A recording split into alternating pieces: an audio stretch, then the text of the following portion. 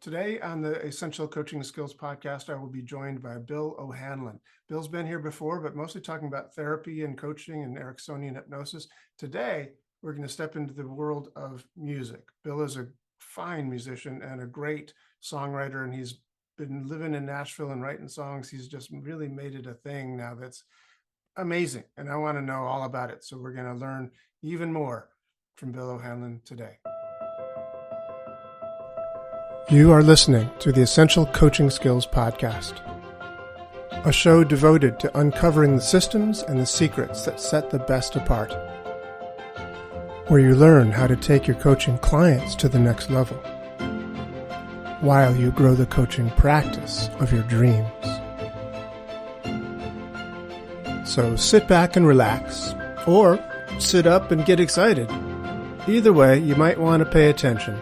This could be important. Hey, Bill, how's it going? Great. Happy to be with you. We've known each other for a lot of years and have a lot of interesting connections through the years. Yes, and so today we're going to be talking mostly about music stuff, musical connections. Mr. Wright, I like your t-shirt. That's very cool. I almost wore the t-shirt that said it's not hoarding if it's guitars. Or ukuleles, apparently. That's right. And mandolins and banjos and guitars. Yes, so I want to talk to you about music because we know each other through the Ericksonian world, and storytelling stuff is a nice commonality as well. But there's also this music connection, and your story writing has really taken a turn. You are still Mr. Wright. You've got what, 40 books? Yeah, I'm working on my 41st at the moment. Yep. Wow, man, amazing. 40 books. And how many songs? Like 1,000 songs? Oh, yeah, heading on to 1,400. I'm almost at 1,400. I'll be at 1,400 in a month or so. Jeepers creepers. You're a few ahead of me. I've written like 2. Before I came, I started going to Nashville to do co-writing. Before I came there, I'd written 40 songs, and someone there said, "You have to write 1,000 songs to write one great song." I was like, I will be dead. There's no way I can write 1,000 songs. But actually, discovering co-writing was a revolution for me. It accelerated my learning, my ability to write songs, and also the number of songs that I wrote. I wasn't really going for a number. I was just going for trying to write the best songs I could. So co-writing made a major difference. It different from co-writing books. That got me started because I was so intimidated by writing books that I got a co-writer for my first book. That book actually took 3 years to write. In the interim, I wrote another book on my own, and it took 9 months it took a year to write, 9 months to a year. And that second book came out before my first book, because co-writing books is harder. It's like pulling teeth to get your, it's everybody, people find it hard to write, as I did at the time. And there's always, oh, I was sick and my, dog ate the chapter or whatever. It was just so hard to co-write books. Co-writing songs way easier and way more fun. So enlighten us. What is the difference? What's the process for co-writing a song? How does it work? Well, again, when in 2017, I showed up in Nashville and I heard people say, well, we treat songwriting as a job. And we go at 10 in the morning and we meet somebody. These days it's 11. People are sleeping longer, I guess. But at 10 o'clock in the morning, and we meet with 2 people. Sometimes we've never met or we've never written with. Sometimes people we've written with a lot. And we write a song in 3 hours. And then we go to lunch. And we come back in the afternoon at 2, and from 2 to 5, we write a song. And I thought, how do you do that? How do you get inspired on demand? How do you write with people when writing is such a, songwriting is such a emotional, personal thing? Right. And I just had no idea how to do it. I started doing it a little, and I wasn't that great at it. I took a class on co-writing at a place called Songtown. And they just threw us into the deep end, said, here's 2 people, write a song. And it was over Zoom. And the first song came out really, really well. They gave us some principles for how to co-write and things like that. And then the second song came out really well. That we did 3 weeks. Third song came out really well. I thought, I could get to like this. This would be different, And So usually when the co-write goes really well, it's that you have differing strengths. That is, I wrote songs on my own, as you have, and so I wrote the melody, I played the instrument, and I did the lyrics, Yeah. and I came up with the idea. Yeah. When you go into a co-write, after a while, at least you figure out what your really strong, suit is. And for me, I was surprised, but for me, it was coming up with the initial idea. I'm an idea generator. I have like 15 books outlined on my computers that I'm trying not to write because I want to write songs more than I want to write books these days. I just have ideas all the time. I'm just an idea generator. So titles and concepts for songs. 95% of the time when I co-write, we use my idea. Okay. Not always, because somebody else comes up with a great idea. Sometimes we all throw out ideas. Typically, there's usually 3 people in a write. Sometimes there's 4, sometimes there's 2. And in LA, there's 18 or 36 people. But in Nashville, or the people I write with, it's usually 3. And then somebody's a melody genius. Like I'll play 3 chords on the guitar, and one of my co-writers who's a melodic genius will sing something, and it sounds like it should be on the radio, whatever it is. They're just, they can just generate melodies at the drop of a hat. And so I learned I can do that, but I'm not as good at it as most people I write with that I find a great melody writer. And then somebody who can produce it or who can play an instrument. I play pretty well, but somebody who can even play better than I can, or somebody who can sing better than I can, somebody who can play better than I can. And then I usually bring the idea and I write the lyrics. And so after doing that for a while, when I find my magical collaborators, I often write songs in a half an hour or an hour. It's not uncommon that, I heard Ed Sheeran, who's a big pop star, he was in court because someone was suing him for stealing a song. He didn't steal it, it turns out. But one of the attorneys asked him, how long does it typically take you to write a song? He said, if it takes me over an hour, it's not working. And that I found not always true, but true about 80% of the time. That's It takes me amazing. over an hour to write a song with my co-writers. We don't have the right combo. Right. That's just so interesting, and kind of blows my mind a little bit. But I know enough about music to know that that is not uncommon. I mean, Tin Pan Alley, that's what they did back in the Yeah, day. they used to write 3, 4 songs a day. They just get there, somebody jumps on the piano, somebody jumps on the guitar, and boom, they've Yeah, written a song. And they and were, curiously, I've taught music for many years as well. So I taught people how to write songs, and yet I don't do it well myself. The songs that I wrote for my bands back in the 80s, we played probably 6 of them. I wrote probably about 20 of them, but all completely by myself. Idea, everything by myself. But that idea of somebody who has a melodic genius or a great at coming up with the concept, or coming up with the lyrics, or coming up with the structure. I mean, that's so very, very interesting to me. well, I mean, you have done 2-minute stories. Really, it's a 3-minute story you're telling, mm, and you mm. get good at the structure of So storytelling. what is that? What is the structure of a Well, I mean, that changes as the decades go by, but you know, I've heard this thing that it used to be on the radio, the song had to be at least 2 minutes or the DJs wouldn't play it. And the Beatles one time wrote a song and it came out when they recorded it at 1:57, 1 minute and 57 seconds. I don't remember which song it was. And they just lied on the label and called it 2:05. So it used to be songs were really short. And Yeah. then during the 70s and the 80s, they got longer and longer. They were 3 or 4 minutes, 4 minutes, sometimes 5 minutes. During the 60s with those big jams and, Yeah.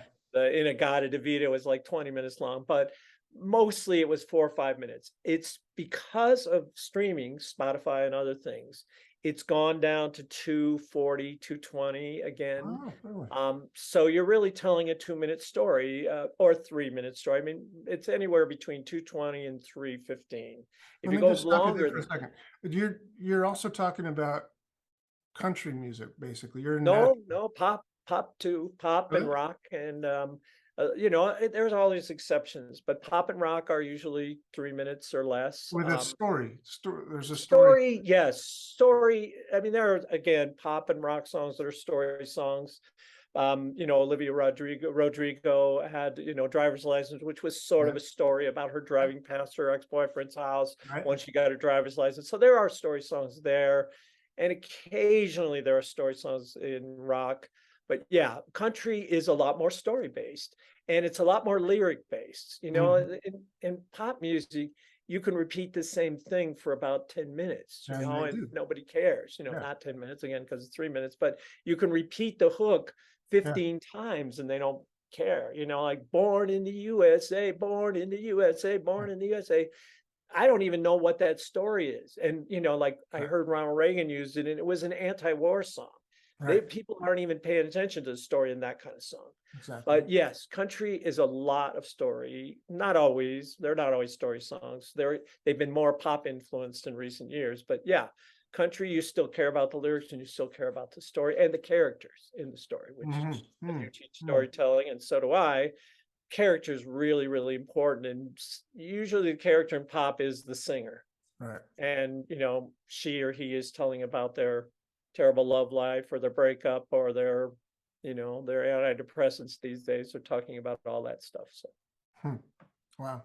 It's funny. I was going back to an earlier thing you said that if it's not working in an hour, then you don't do it. Elton John, I've read about his process. Bernie Taupin writes all the lyrics, but he gets them and he'll just sit down and it'll just come and he'll just play this song, and it's just like, he'll go through 4 or 5 and one of them hits him and he'll write it in the time it takes to sing it. Yeah. yeah. And, Yeah. and if it doesn't, then he just says, no, I can't do He it. just moves on if it doesn't speak to him. And that's, again, melodic and piano genius. And I saw, and maybe you've seen this, it's on the internet. Someone gave him Heinrich Ibsen's play, and at the Actors Studio, he was doing a presentation there, and they said, "Can you put this to music?" And he just took 2 pages out of Heinrich Ibsen's play, which I don't remember which one actually, Dollhouse or something, Uh-huh. and put it to music. And then someone in England did the same thing, brought in his microwave oven instructions and asked Elton John to write a melody to it, and he did. And it sounded amazing. Yeah, right. The melody was incredible, and it made the manual sound really good. Like, I want to buy that song. Wow. So you get people like that are melodic geniuses or piano geniuses or guitar geniuses or whatever instrument you happen to play, ukulele or whatever, and they can do that stuff. So it's impressive to me, and I want to work with those people. Those people that are Elton John like. Now that's me because I'm kind of fast. I mean, you're seeing me, I'm a little hyped and I'm a little fast, and I get bored fairly easily, which is why 41 books and 1,400 songs. I really love the process, but I'm done and I'm moving on to the next thing. So you remember all your songs? Can you remember what? Do you remember all the songs that you No, yeah, I'll tell you a little story. I was co-writing with someone a few months ago, and I have a Google document of all my title ideas, and there are literally 1,000. I come up with them all the time, and then I put them on a Google Doc because I put them on pieces of paper and I'll lose them and things like that. So, this woman and I were writing with a third person. And we wrote, I had a title and they liked the title. And we wrote the verse, pre-chorus, and the chorus. And then I was kidding my co-writer because she's kind of compulsive about this. She wants to go online and see if anyone else has ever written that title, or however many. You can't copyright a title, but how many people have written a title? So she goes on BMI, which is one of the song registration services, and she sees how many people have written a song with that title.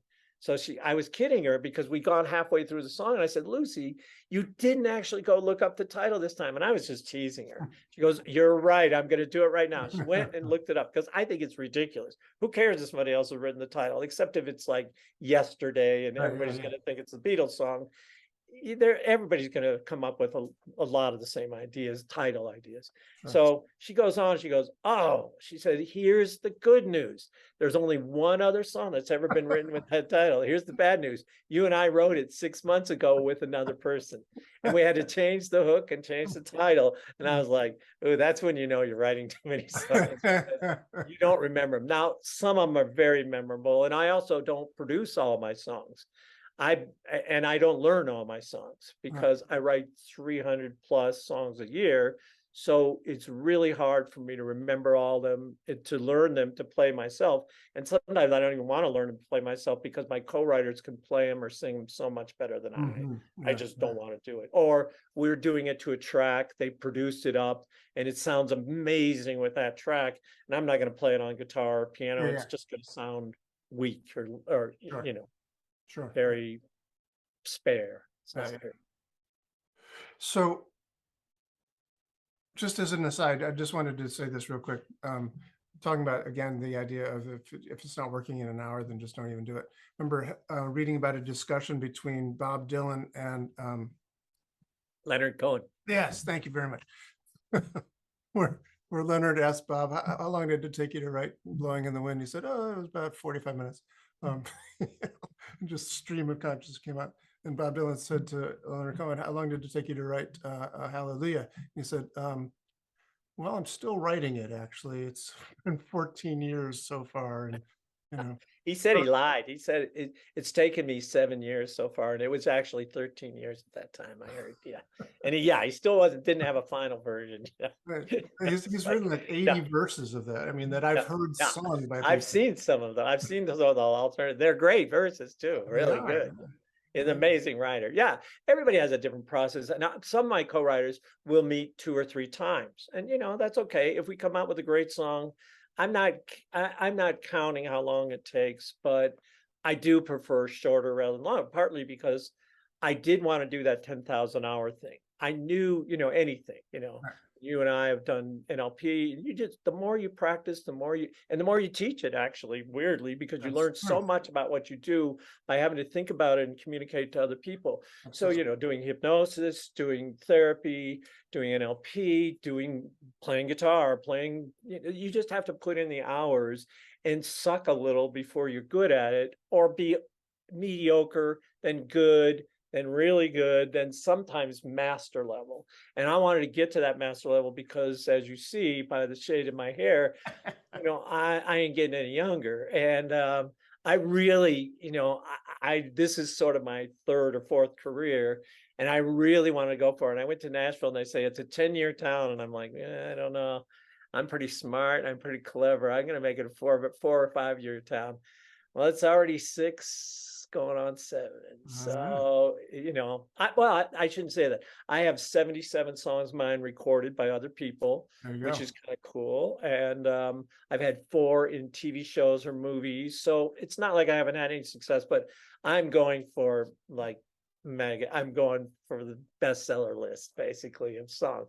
I want major artists to record my songs, and I want them to be heard by millions, or to be in movies where millions of people hear it. So I'm going for it in a big way. And if I don't get there, I'm having the time of my life. So it's okay. But my partner, who's a very Zen person, Buddhist, says, "Can't you just do it for the process?" And I said, "Yeah, I love the process. And I definitely want an outcome. I want to make money from. I want to be heard by thousands of people." She goes, "Yeah, you're so focused on goals and achievement." I go, "Yeah, I am. Why write 41 books? I mean, it's crazy, but I want them out there in the world because I want to communicate something, and I want people to read the books or hear the songs."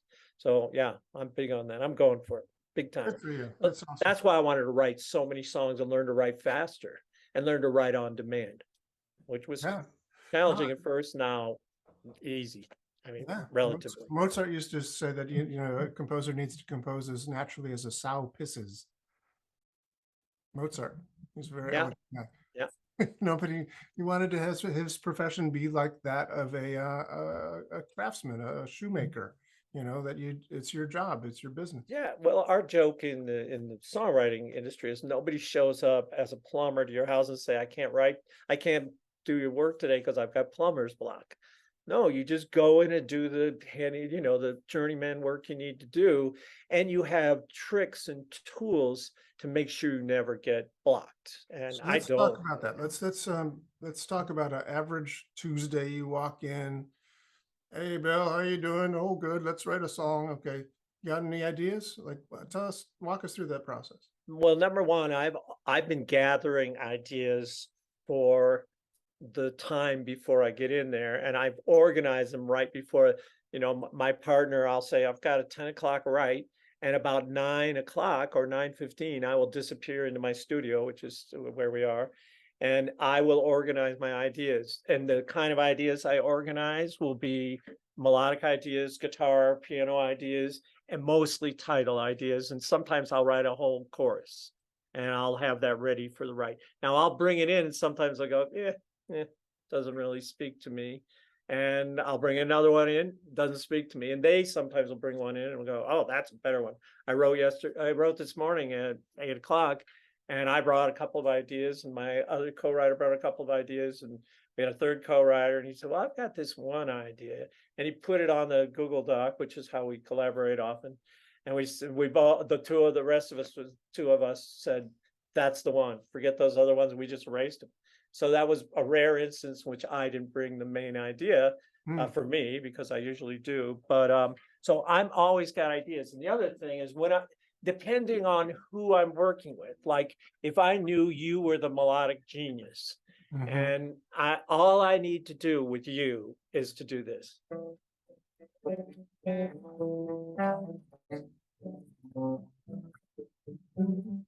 Sit there like a guitar monkey and play that. And you would start singing something, and I would say, that's it. Or I would give you a title, and then you would start singing towards that title. All I need to do, and I play guitar well enough, so I can always come up with something new, like.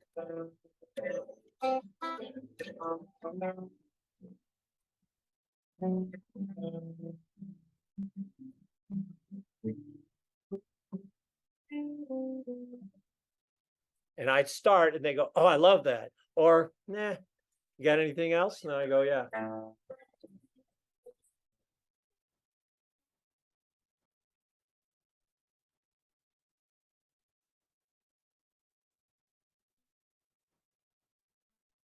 Hey, Bill, let me just stop you there. I can't even hear you. So the Oh, is that right? limitations. I know, I've got my settings wrong. Let me do it. Okay. That's better.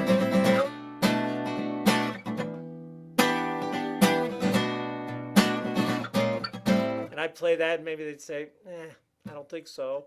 Or they go, wow, keep playing that. I've got an idea already. Or I'll play.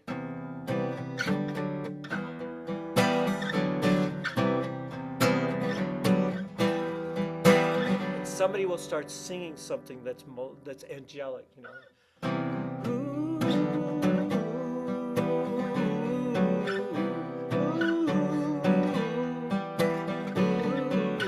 And if I brought in a title, we'll start to incorporate that title into that melody in some way. And so sometimes it starts with a guitar thing, a piano thing. Sometimes it starts with an idea, and then someone will say, oh, I've got a melody in my head for that idea. Or sometimes it'll start with a piano thing.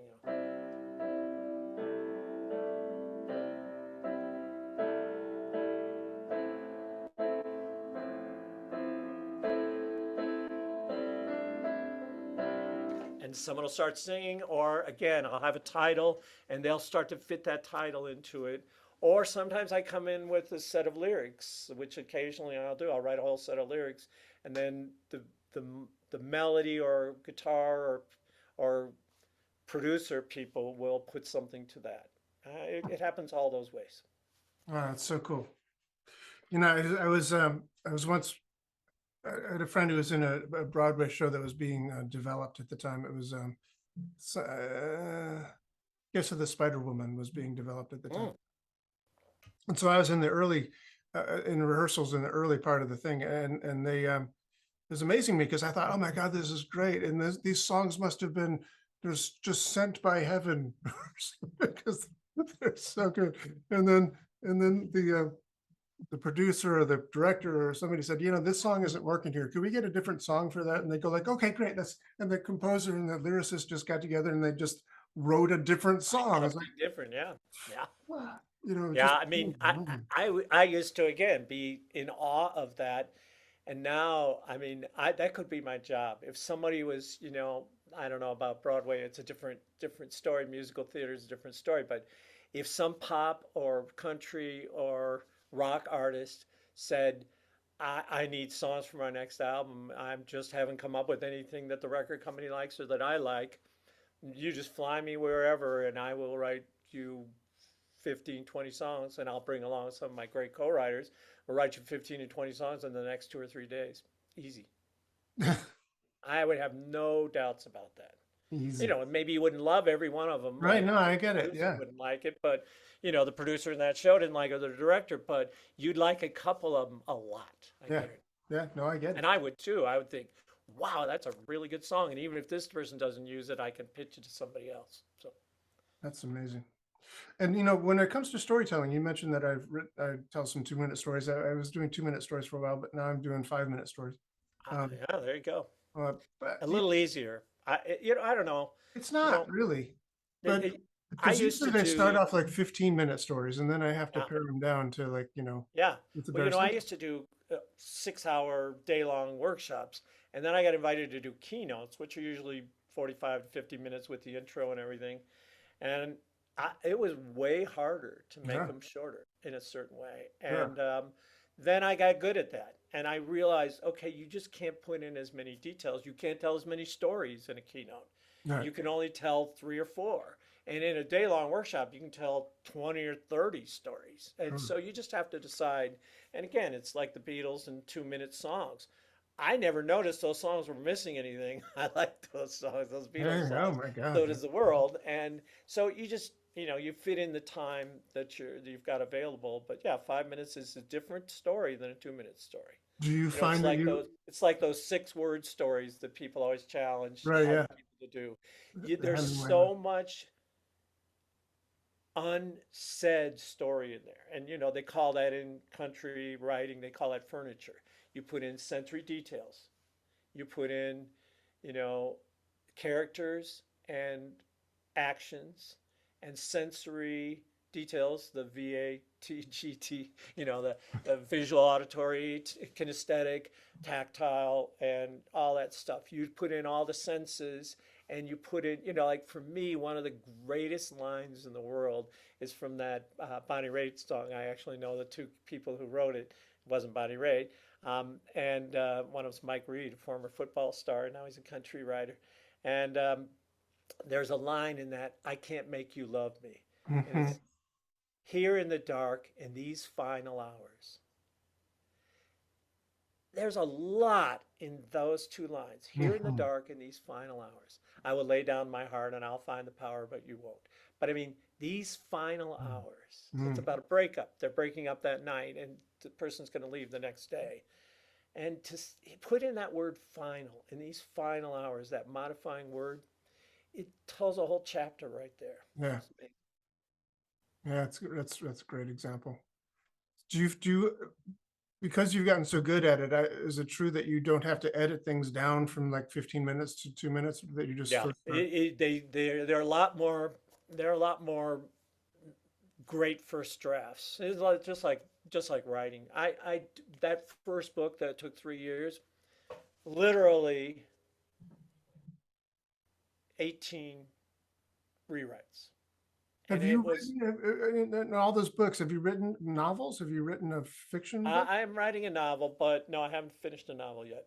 And partly why I didn't is that when I retired from my other profession, mostly retired, I I had been helping to take care of my partner's parents, and they were from the time they were 90 until they both lived at home and died at home, and one at 100 and a half and one at 99 and a third. Wow. And they lost their hearing, and I all of a sudden I knew I wanted to do songwriting and I wanted to write a novel, and I thought I can write a novel if I don't have my hearing, but if I lose my hearing, I'm Mm. not Beethoven. I cannot write without hearing the music. Wow.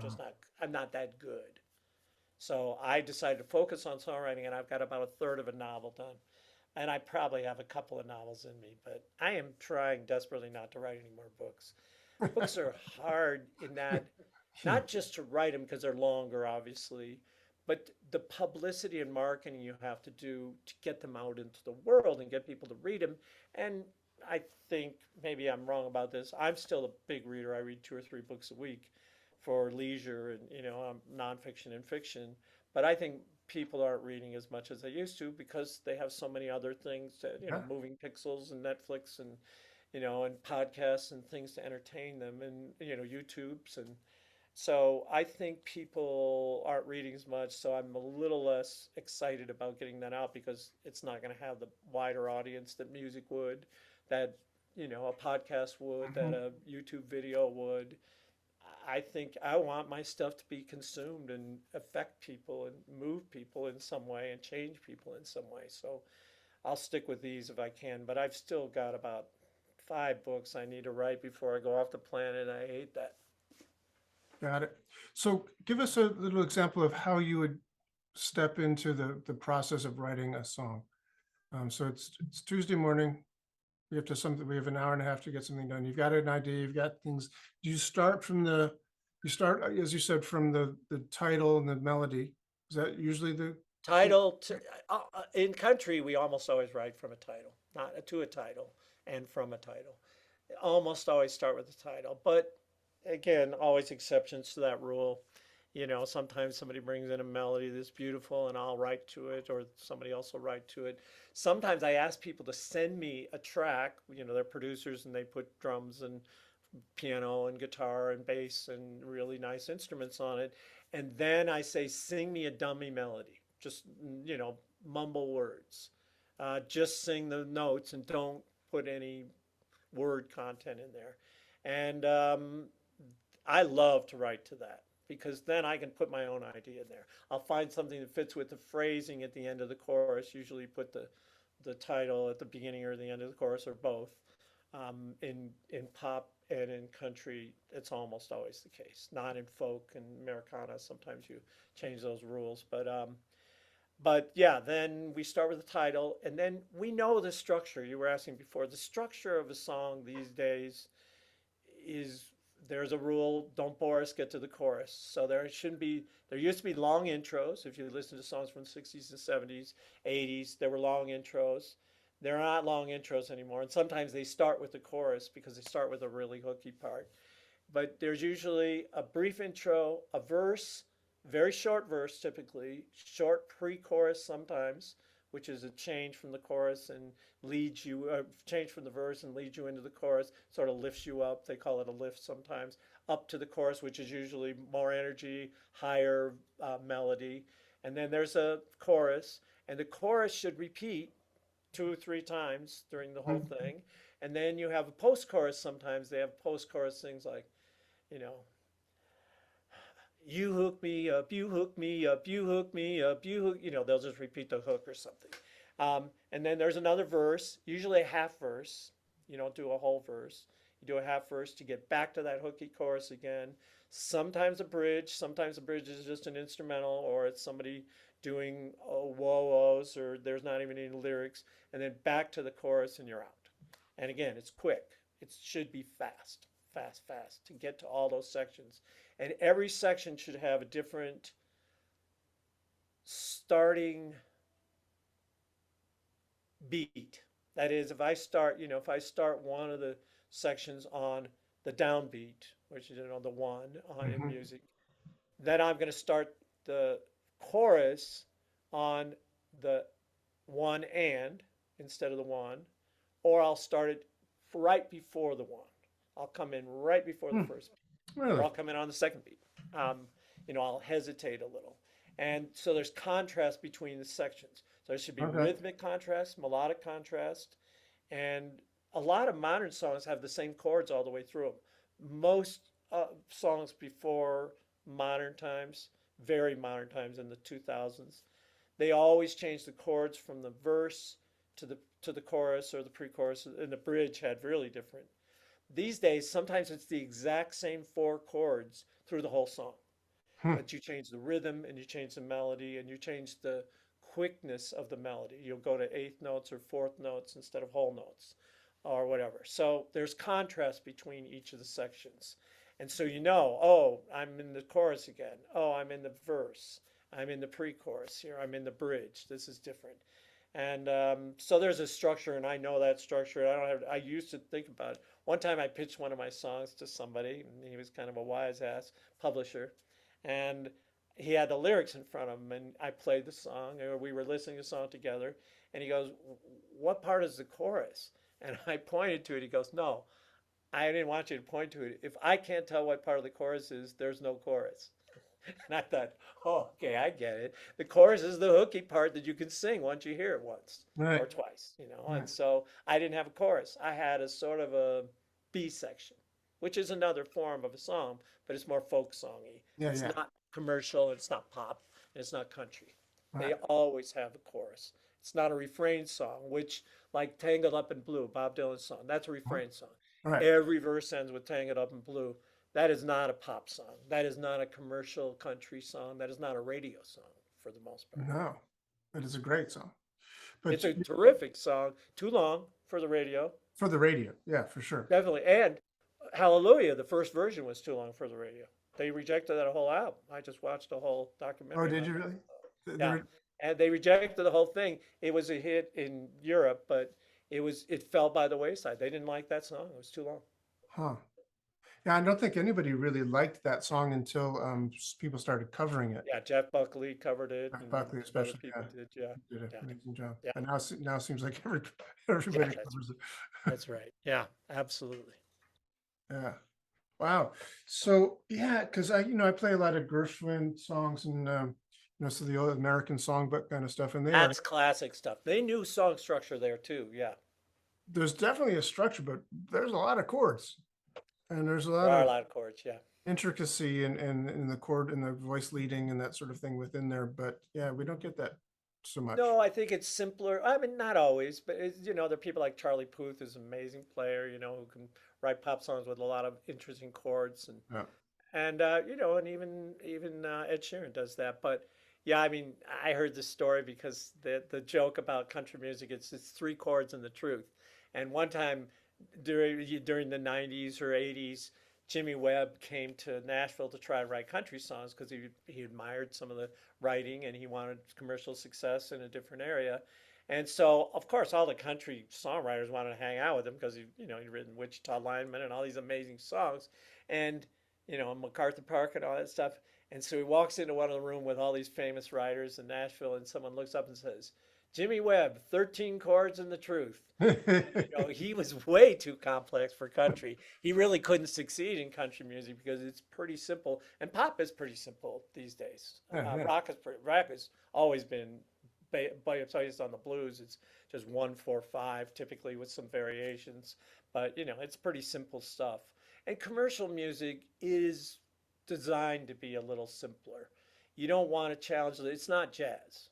It's Right. not jazz. You don't want to challenge the listener that much. Right. And those old composers, they knew their music really well, and they could play cool stuff, but still have it be hooky. So that's a great art. Some people Yeah. still do that. Yeah. Somebody said, "What's the difference between jazz and blues?" And he said, "Blues is three chords being played by a great musician in front of thousands of listeners, and what's Jazz, yeah. jazz? Jazz is 1,000 chords played by a great musician in front of three listeners." Very few listeners. Yeah.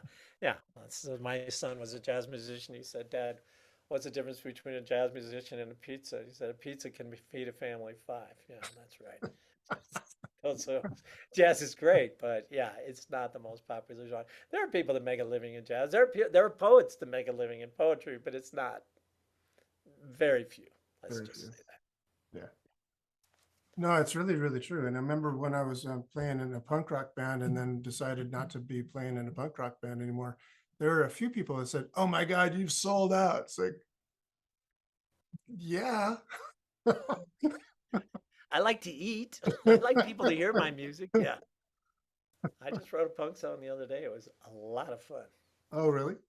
Yeah, so I've been writing for TV and movies and commercials, which is way different from writing for country. So I can write any genre. I can write R&B, Motown, soul. I can write punk. I can write, disco. I can write ballads, pop ballads. I love that, and pop, the current pop kind of stuff, old pop stuff, and I can write, bossa nova, whatever. It gives me a wide range, which I like, and a wider range of collaborators to work with because some people just don't write country and they Uh-huh. just won't, and not interested in it. So I've gotten four of my songs in TV and movies, Oh, and yeah, there have been totally different genres, totally different genres. One was a jazzy kind of a pop thing, and one was I don't even know what to call it. I guess it's sort of rock, but alternate rock. And let's see, huh, what was the first one I got was a country song in an MTV show. So yeah. cool.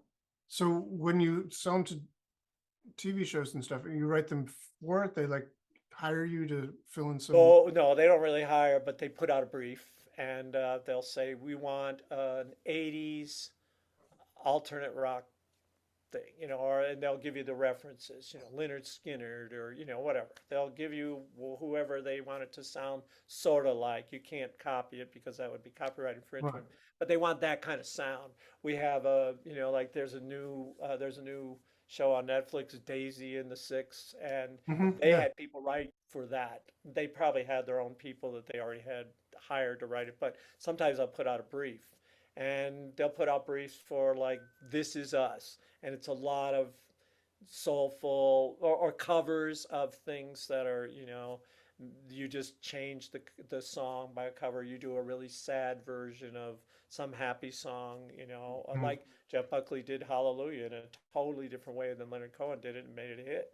And so I think, you get briefs and they say we want this kind of song. And so sometimes I write to them, but I spent the pandemic writing a bunch of songs in the 12 categories of sync that I could determine. I'm big on analysis of patterns, as NLP taught me years ago.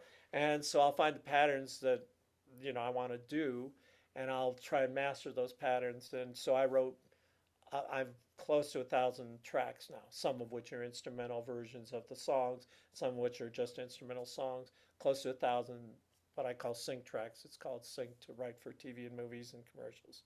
So it's called synchronization. You synchronize to the videos. And yeah, so I've been writing a lot of sync songs, and I still write about 30% country. So I like both of them. It's fun. Cool. Wow. So you went to school for psychology, right? You're a Yep. psych major. Psychology and psychotherapy. I was trained as a marriage and family therapist, and I met Dr. Erickson when I was in undergraduate school. Actually, I studied with him when I was in graduate school and learned hypnosis from him. So that warped me for the rest of my life. And I was studying with Bandler Grinder at the time as well in 1977. I got certified in NLP. I was in the first certification thing with Steve Andreas and Connie Andreas and a few other old OGs as they call them. Mhm.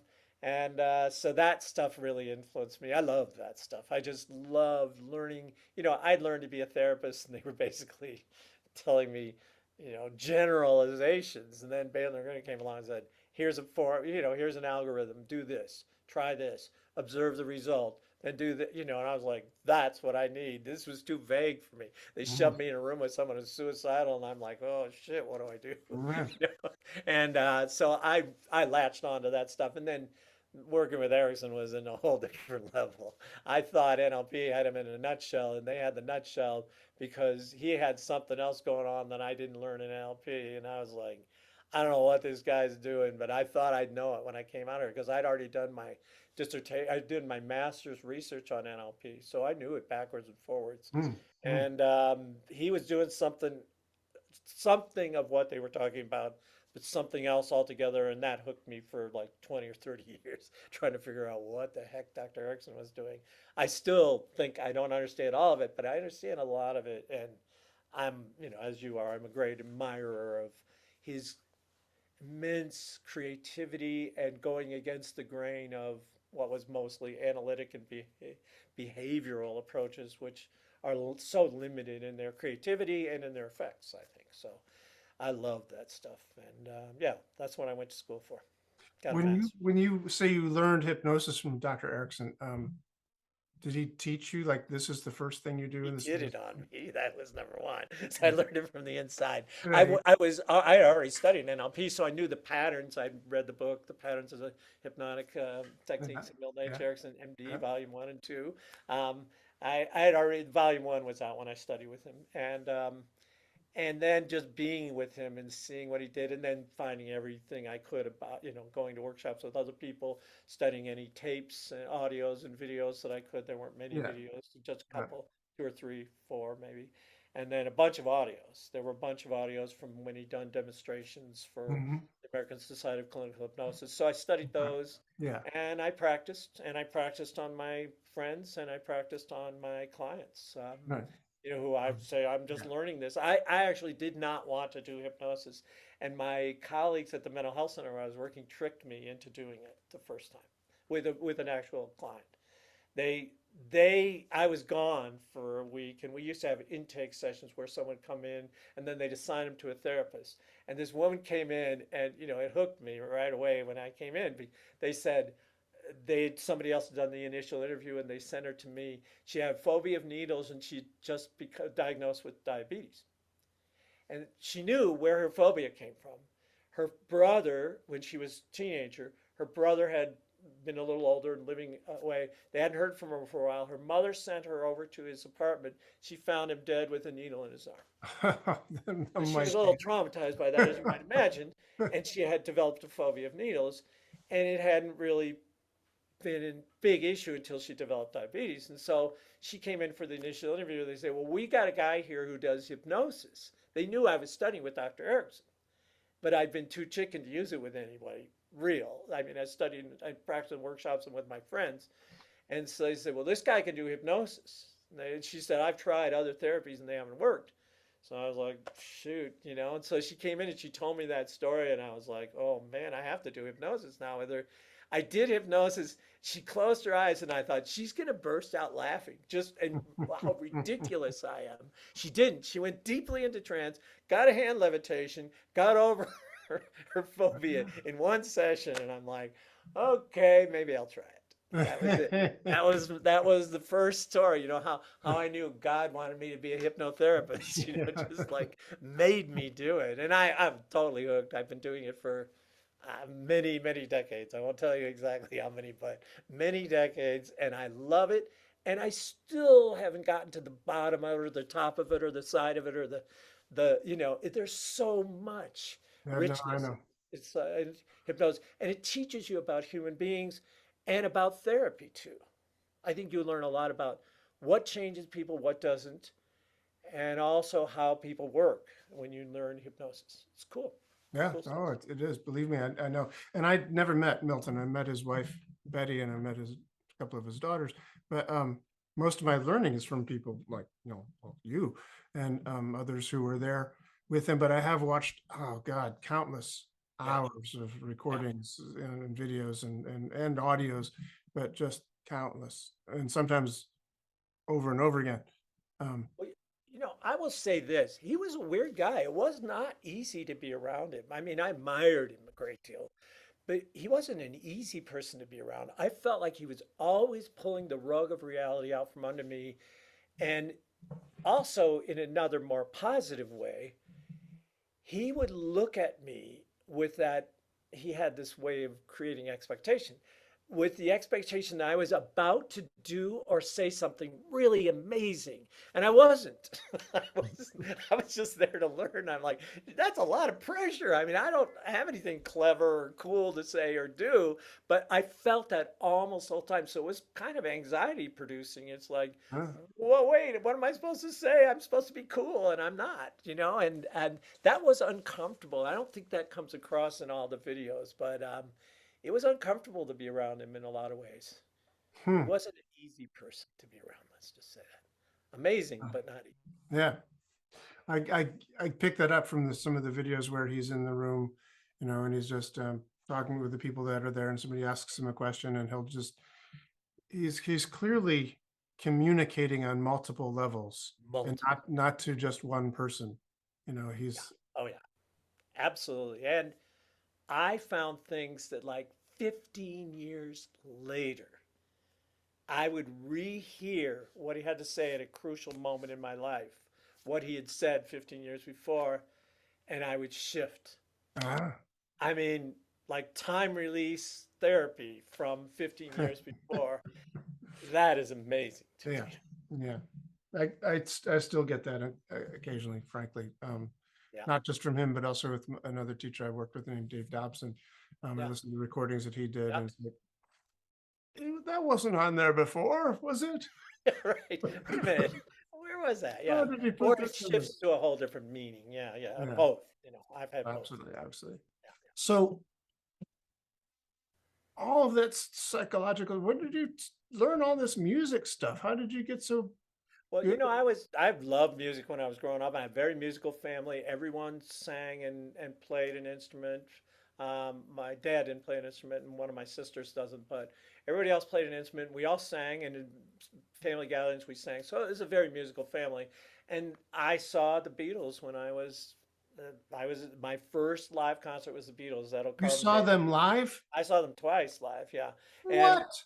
yeah, and so I was totally into the Beatles. That was a revolution for me, as it was for a lot of people my age. You say it's a And revolution?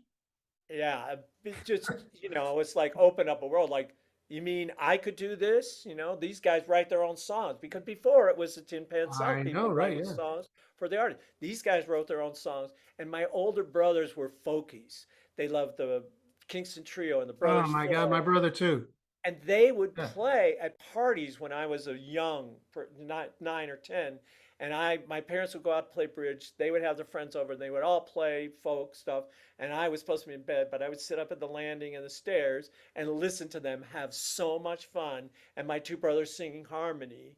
They were, Huh. it's that sibling harmony. They were great together. Yes. So both of those things combined to make me want to do it. And I went to college, and I almost stopped going to college to be a singer-songwriter, and I just was too shy, too disorganized, too flaky and disorganized. I just couldn't get it together in the world at that point.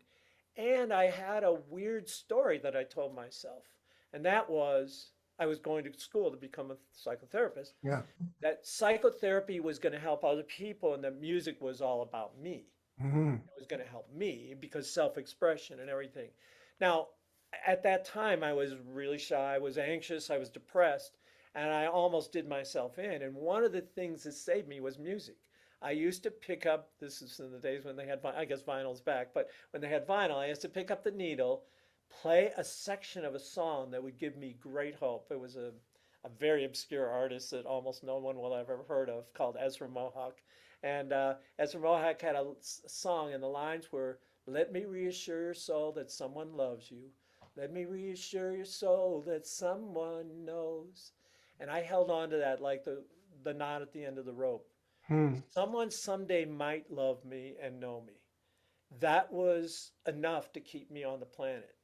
And Uh-huh. so I didn't really put that together at that time. I was thinking, well, music is all about me, and psychotherapy is about helping other people. And I was a hippie, and my values were to, help the world and everything.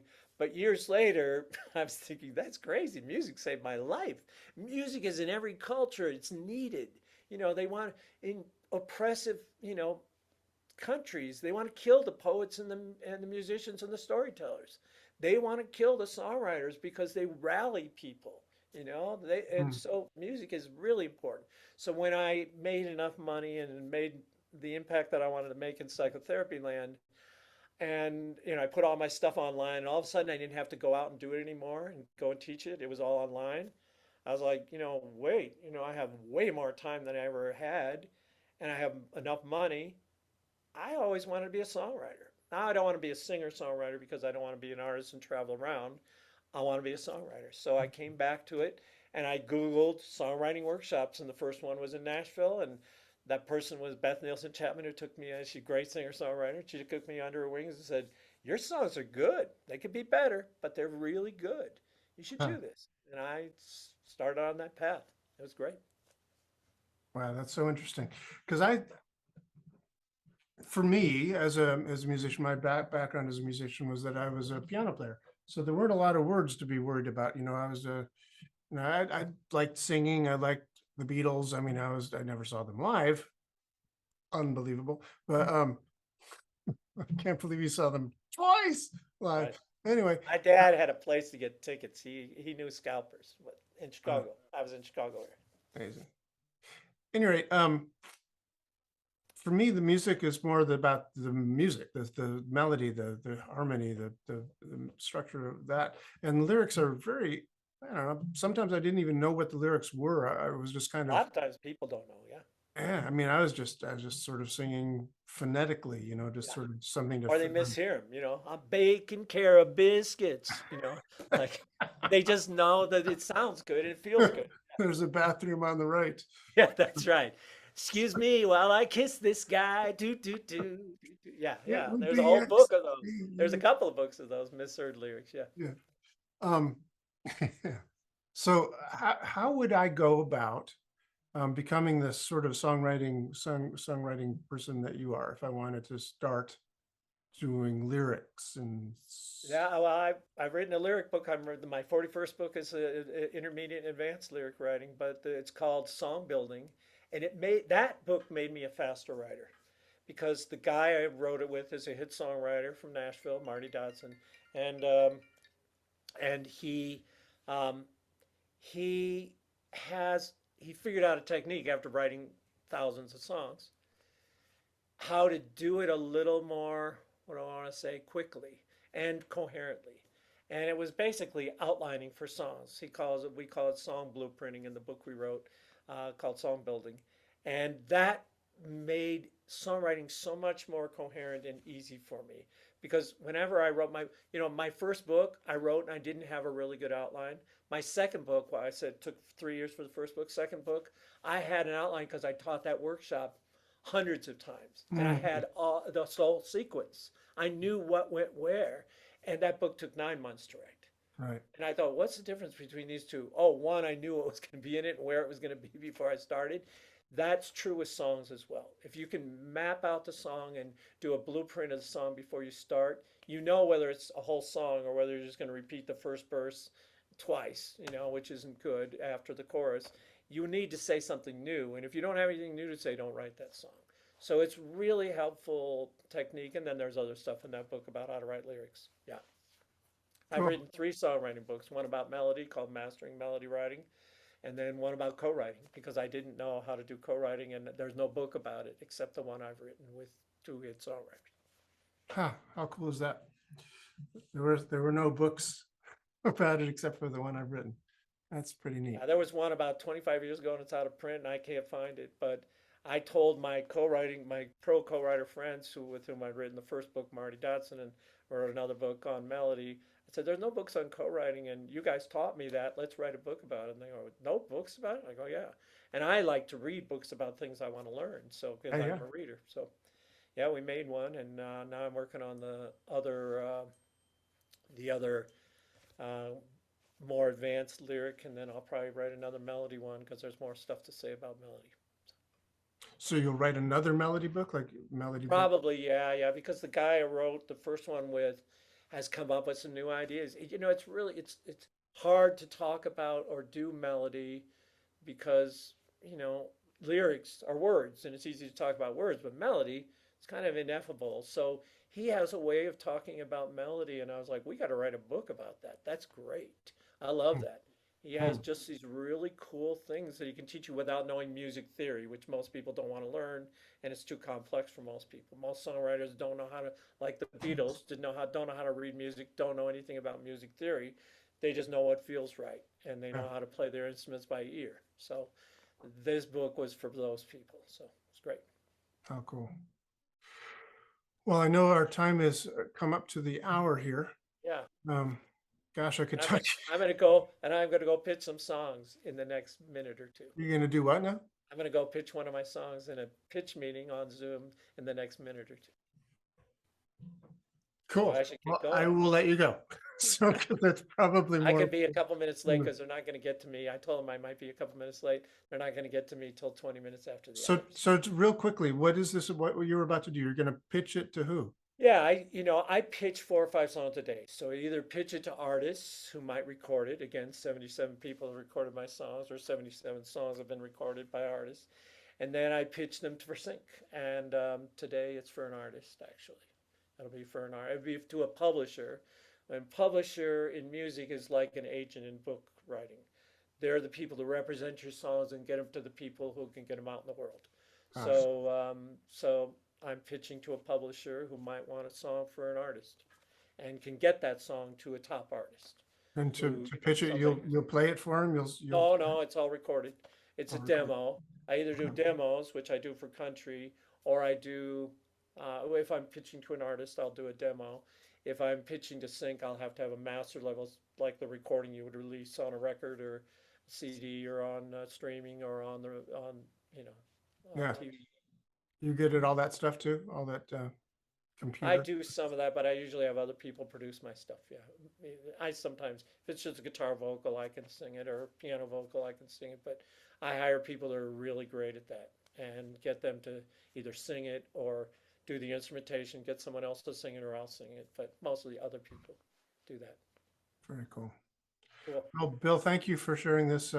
Nice to see you again. Nice to catch up a little. And you can tell I'm a little enthusiastic about that. I'm truly having the time of my life. And, one of the reasons I did it is that I taught some workshops on keeping your brain alive. And, and one of the bits of research is learn something new that stretches you as you grow older.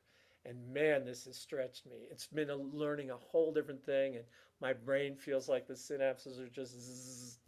It's fun. All right. Well, I look forward to seeing your new books. Thank you so much. Thanks. All right. Thanks, Doug. This has been the Essential Coaching Skills Podcast. Thank you for being here. It's a pleasure seeing you again. Hope to see you again real soon.